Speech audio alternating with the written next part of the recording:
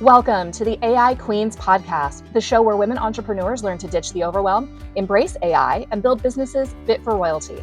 I'm Erika Stanley, your host and tech expert, here to deliver tools, tips, and actionable strategies to help you scale smarter. Let's get to it. Hey friends, and welcome back to the AI Queens podcast, where we explore how women entrepreneurs can rule their empires with clarity, confidence, and yes, even a little controversy. I cannot believe we are already at episode 10. And so today we're going to dive into something a little different and get a little controversial.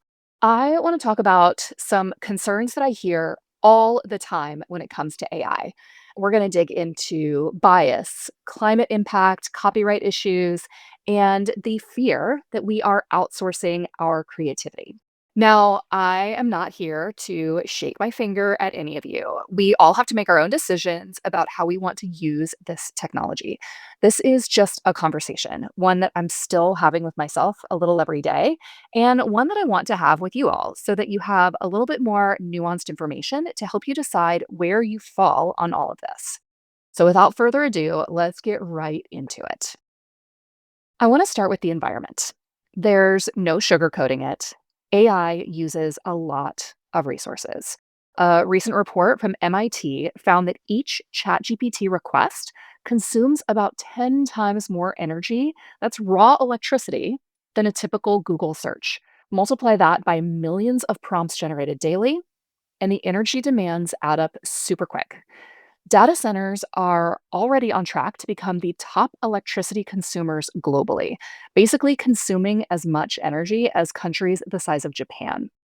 On the water side, just the training of large models like GPT-3 originally, they reported using about 700,000 liters of water. Now, this isn't drinking water, but it's still a major environmental consideration. And that's just the training of the model before any of us even started using it. So let's look at a typical ChatGPT conversation, which can last an average of 10 to 50 responses. Now, those sessions consume a ton of fresh water, which is how those servers are kept cool.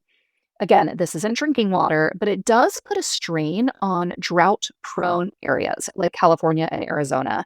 And this study comes from Yale, but they're also quick to say that we just don't know. There's not enough research yet because the tech is relatively new, and we don't know what kinds of impacts it's ultimately going to have.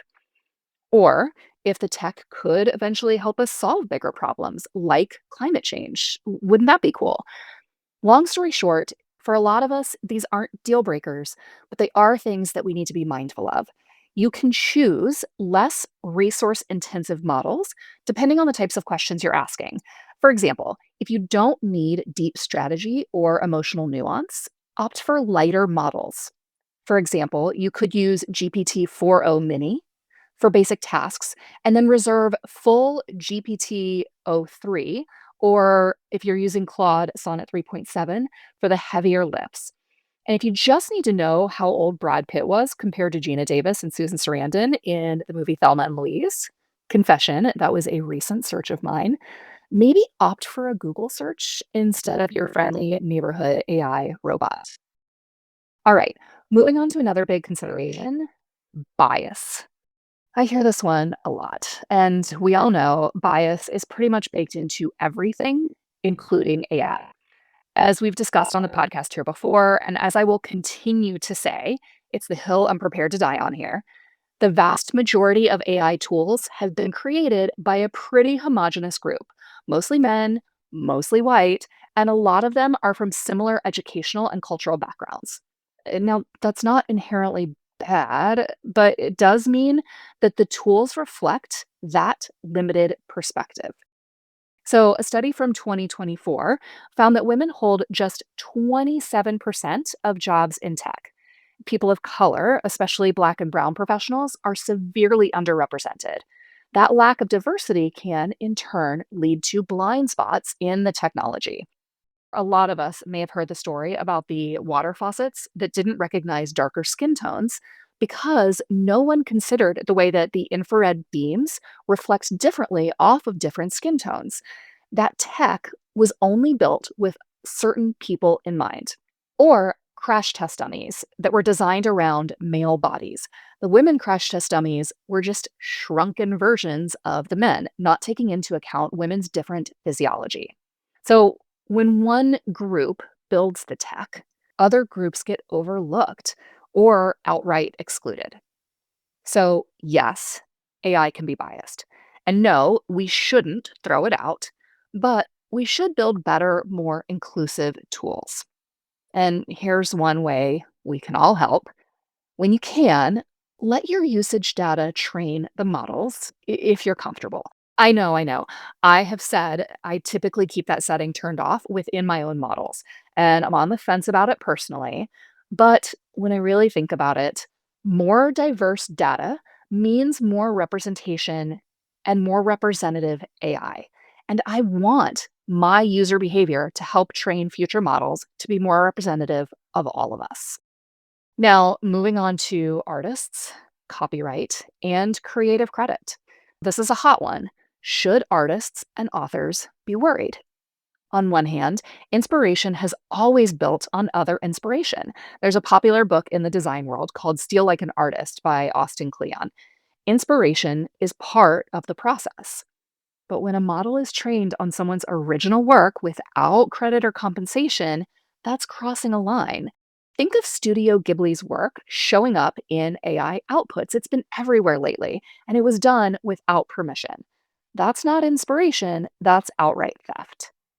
And this conversation isn't new. I remember years ago, one of my very first social media jobs, I had to have a tough conversation with a client about taking photos off of Google. He didn't understand that you just can't do that. A lot of those photos are copyrighted, they're owned by the original photographer. My own husband is a photographer, he's a photojournalist. And so a lot of his work exists online, but it's mostly owned by the newspapers he worked for.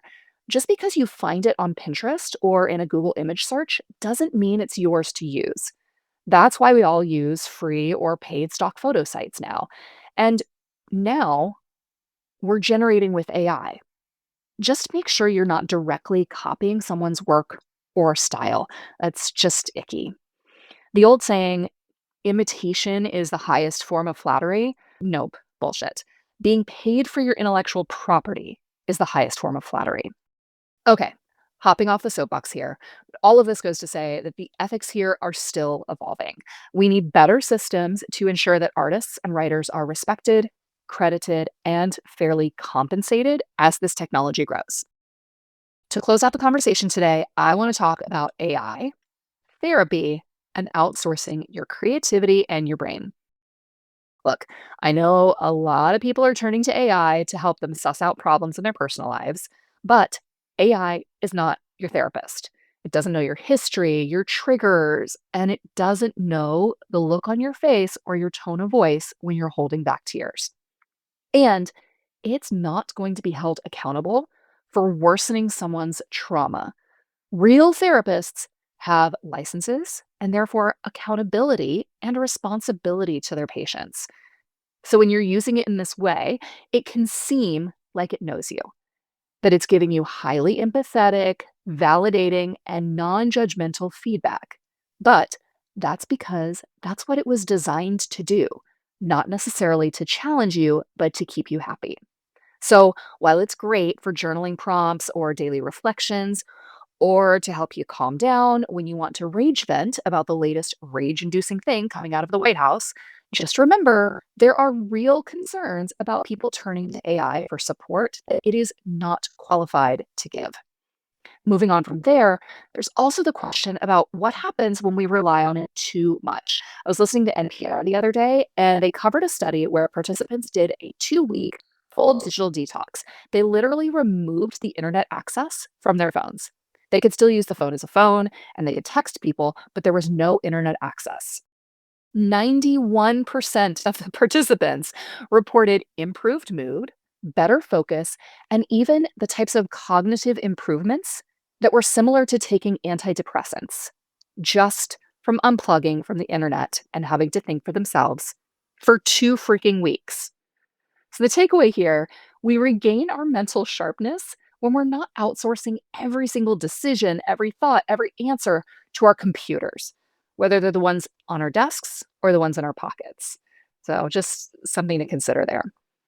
In closing, I just want you all to stay informed and stay empowered.